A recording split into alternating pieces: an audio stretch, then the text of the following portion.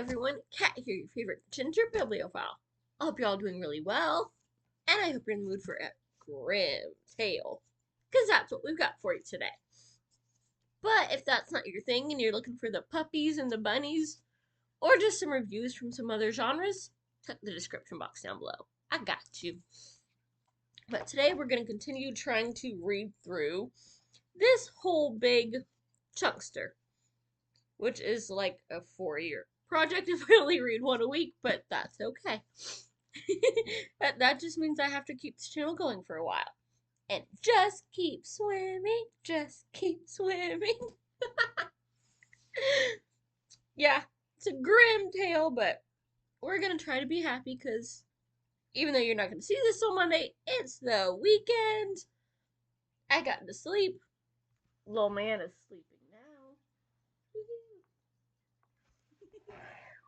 He's kind of hard to see, tucked in behind the pillows and the blankies, his little eyes closed. And there's a Franny down below me on my feet asleep. So, I don't think we're going to get the visitors today, unless somebody has the audacity to go down the street and they're like, hey, I heard that, and get up and fuss, and then have to do a kiss attack. But we're going to jump into this with, of course, like pretty much every time, another story that I have never heard of. It's The Magic Table, The Golden Donkey, and The Club in the Sack. I can make some really bad jokes right there, but I'll let you write your own. On the off chance that you were watching this with a young child. In days of old, there was a tailor who had 3 sons and only 1 goat. Since they all lived on the goat's milk, she had to be fed well and be taken out each day to graze somewhere. The sons took turns doing this, and one day the oldest son led her to the churchyard, where the finest grass was growing. He let her graze there and run about. In the evening, when it was time to go home, he asked her, "Goat, have you had enough?" The goat answered, "Oh my, I'm stuffed. Enough's enough. Meh, meh." Okay, yeah, that was really terrible, but you know. Oh no, we don't have goats. I live in the city. Then let's head for home, said the boy. He took her by the rope, led her back to the barn, and tied her up. Well, said the old tailor, did the goat have a proper feeding? Oh, answered the son, she's really stuffed. I can tell she's had more than enough. But the father wanted to make sure of everything himself, so he went down to the barn, patted the precious creature, and asked, Goat, have you had enough? The goat replied, How can I have eaten enough when the ground was dry and horribly rough, and the leaves and grass were much too tough? Meh, meh. What's this I hear? The tailor exclaimed, and he ran upstairs to his son. You liar! You said the goat had enough to eat, and yet you let her starve. And in his rage, he grabbed his yardstick from the wall and gave his son a good beating and drove him out of the house.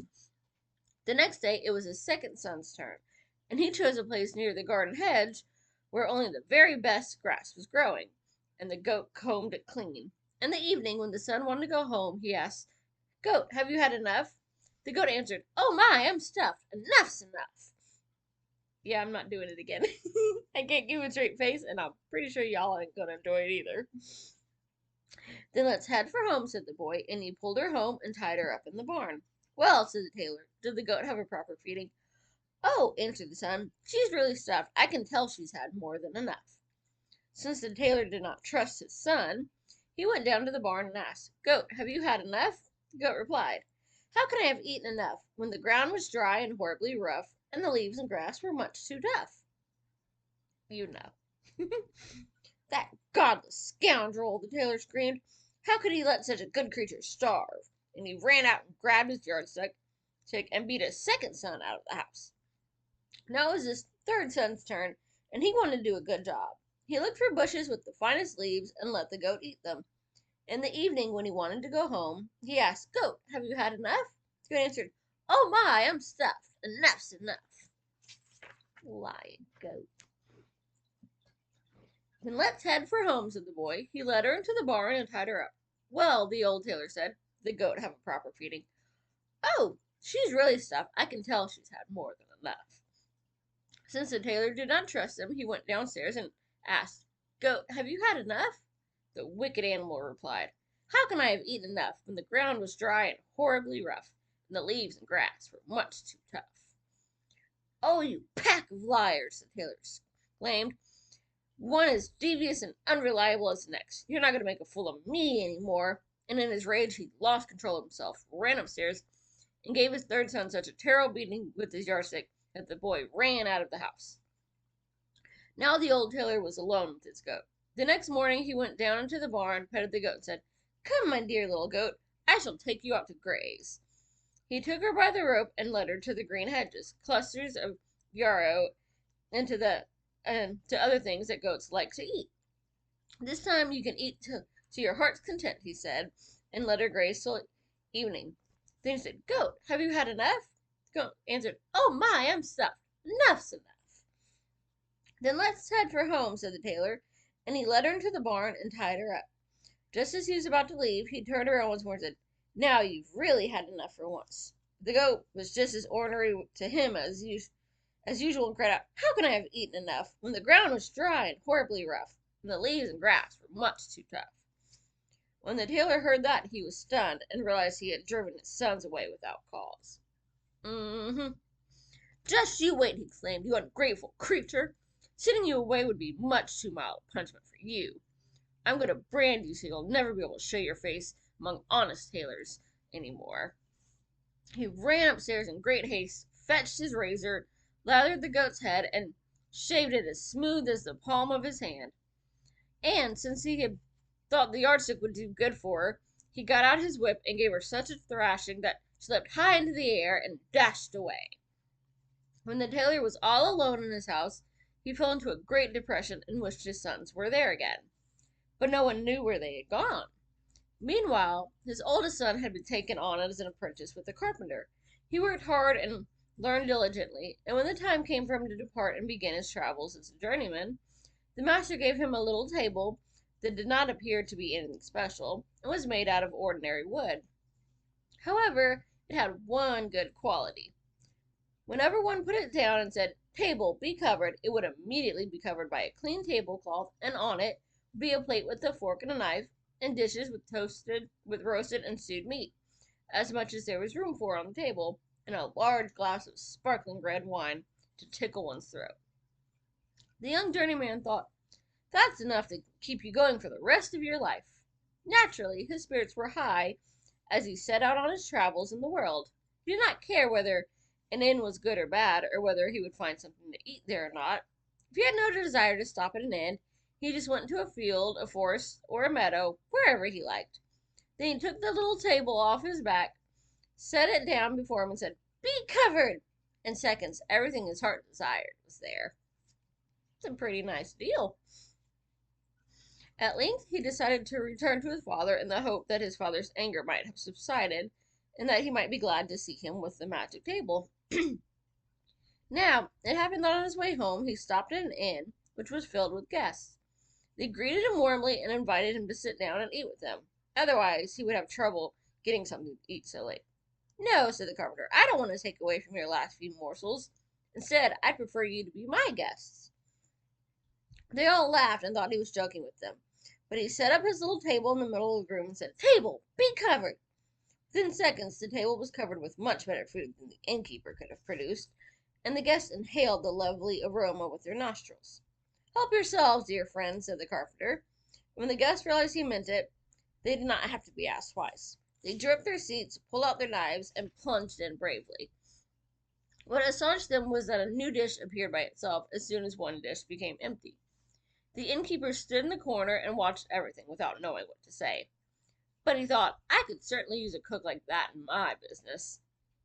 The carpenter and his companions enjoyed themselves until late into the night. Finally, they went to sleep, and the young journeyman put the magic table against the wall and went to bed too. The innkeeper's thoughts, however, left him no peace, and he called that there was an old table in the storage room that looked just like the magic one. He went and got it, and then switched it quietly with the magic table. The next morning the carpenter paid for lodging and packed the table on his back without realizing that he had the wrong one. He set out on his way, and at noon came to his father, who welcomed him with great joy. Well, my dear son, what have you learned? He asked him. Father, I have become a carpenter. That's a good trade, replied the old man. But what have you brought back with you from your travels? Father, the best thing I've brought back is this table. The tailor examined it from all sides and said, I can't say that you've made a masterpiece. It's just a shabby old table. But it's a magic table, answered the son. When I put it down and tell it to be covered, the most delicious dishes appear at once, and wine as well. It will warm your heart with joy. Just invite all our relatives and friends. I'll provide them with good refreshments and a fine meal. My table will give them more than enough to eat.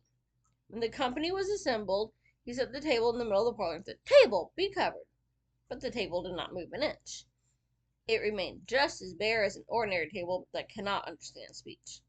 The poor journeyman now realized that his table had been switched, and he was ashamed at having to appear like a liar. His relatives laughed at him, but they were forced to return home without having anything to eat or drink.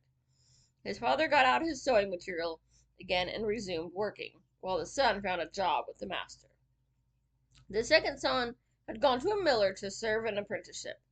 When his years were up, the master said, Since you've done such a good job, I'm going to give you a special kind of donkey. He doesn't draw carts, nor does he carry sacks. Well, what's he good for? The young journeyman asked. He spits gold, said the miller. If you set him on a piece of cloth and say, Bricklebrit, the good animal will spit out gold pieces from the front and behind. Well, are you sure that's gold coming out? That's a wonderful thing, said the journeyman, who thanked his master and went out into the world. Whenever he needed money, he only had to say Bricklebrit to his donkey, and it would rain gold pieces, which he picked off the ground. Nope, not going to say it. They're asking for dirty comments now. Wherever he went, only the best was good enough for him, and the more expensive the better, for his purse was always full. After he had traveled about the world for some time, he thought, You really ought to seek out your father. If you return to him with the gold donkey, he's bound to forget his anger and give you a nice welcome. It so happened that he stopped at the same inn in which his brother's magic table had been switched. He led the donkey by the bridle, and the innkeeper wanted to take the animal from him and tie it up. The young journeyman said, Don't bother yourself. I'll lead my gray steed into the stable myself and tie him up because I must know where he is. The innkeeper found this strange and thought that whoever had to take care of his donkey himself did not have much money to spend. But when the stranger reached into his pocket, took out 2 gold coins, and told him to buy something very good for himself, the innkeeper's eyes opened wide. He promptly ran and brought out the best food he could find. After the meal, the guest asked the innkeeper what he owed him, and the innkeeper, who had no scruples while chalking up double the amount, charged him another couple of gold pieces. The journeyman reached into his pocket, but the gold had just run out. Wait a minute, innkeeper. I just want to go fetch some gold. As he left, he took the tablecloth with him, and the innkeeper did not know what to make of that. Since he was curious, he sneaked after him, and when the guest bolted the stable door, the innkeeper peeped through a knothole. The stranger spread the tablecloth out on the donkey and said, Bricklebrit, and instantly the animal began to spit so much gold from the front and the rear that it was like a good rainfall. The devil take me, said the innkeeper. And he really should. This guy's a thief at the boot. What a way to mint ducats. I wouldn't mind having a money purse like that. The guest paid his bill and went to sleep. The innkeeper crept into the stable, led the moneymaker away, and tied up another donkey in its place. Early the next morning, the journeyman departed with a donkey that he thought was his gold donkey. At noon, he arrived at his father's house, and the father was delighted to see his son again and gave him a nice welcome. What have you made of yourself, my son? Asked the old man. A miller, dear father. What have you brought back with you from your travels? Nothing but a donkey. There are plenty of donkeys here, the father said. I really would have preferred a good goat. For a guy that beat the crap out of his sons and sent him running, he really is kind of greedy. He ain't much better than the innkeeper. Yes, responded the son, but this is not an ordinary donkey. It's a gold donkey. If I say Bricklebrit, the good animal spits out enough gold to cover a piece of cloth. Just call your relatives together, and I'll make them all rich people. I like that idea, said the tailor. Then I won't have to torture myself any more with this sewing. He himself ran off to gather the relatives together. As soon as they were assembled, the miller told them to make room. Then he spread his piece of cloth on the floor and brought the donkey into the parlor. Now, pay attention, he said, and cried out, Bricklebrit! But what fell was not gold pieces, and it was quite clear that the animal knew nothing about the art of making gold, for there are very few donkeys who become so accomplished. The poor miller made a long face. He realized that he'd been cheated and apologized to his relatives, who went home as poor as they had come. As for the old man, there was nothing left to do but resume tailoring, and the son hired himself out to a miller. He'd been cheated. All he was going to do was, get freebies from somebody that he treated like crap. The third brother had become an apprentice to a turner, and since this is a craft that demands great skill, his apprenticeship had lasted the longest. During this time, he had received a letter from his brothers in which they told him about their terrible experiences with the innkeeper who had stolen their magical gifts on the last night before they were to arrive home. When he finished his apprenticeship as a turner and was about to set out on his travels, his master gave him a sack because he had done such a good job. There's a club in the sack, said the master. I can carry the sack on my back, and it may come in handy. But what can I do with a club? It will only make the sack heavy. I can think of a few things. I'll tell you, responded the master. If someone threatens to harm you, you just have to say, Club, come out of the sack. The club will jump out at the people and dance on their backs so spiritedly that they won't be able to move a bone in their body for a week. And the club won't let up until you say, Club, get back in the sack. The journeyman thanked him, swung the sack over his shoulder, and if anyone came too close to him and threatened him, he would say, Club, come out of the sack. The club would immediately jump out and dust off the fellow's coat or jacket, without waiting for him to take it off. And then it would finish off all the others, one by one. And that would all happen so quickly that it would be over before one had any time to think. It was evening when the young turner arrived at the inn where his two brothers had been cheated. He put his knapsack down on the table in front of him and began to tell stories about the remarkable things he had seen in the world. Yes, he said, some people come across such things as magic, table of gold, donkey, and the like. These are all wonderful things, and not to be laughed at. They're nothing compared to the treasure I've acquired, and I've got it right here in my sack. The innkeeper pricked up his ears. What in the world could that be, he thought. Perhaps the sack is filled with jewels. There's no reason why they shouldn't be mine as well, for all good things come in threes. And so do all bad. When it was bedtime, the guest stretched himself out on the bench and put his sack underneath his head as a pillow. When the innkeeper thought the guest was sound asleep, he went over to him and cautiously tugged and pulled at the sack to see if he could quietly replace it with another. But the turner had been waiting for this moment, and just as the innkeeper was about to make a final hearty tug, he cried out, Club, come out of the sack!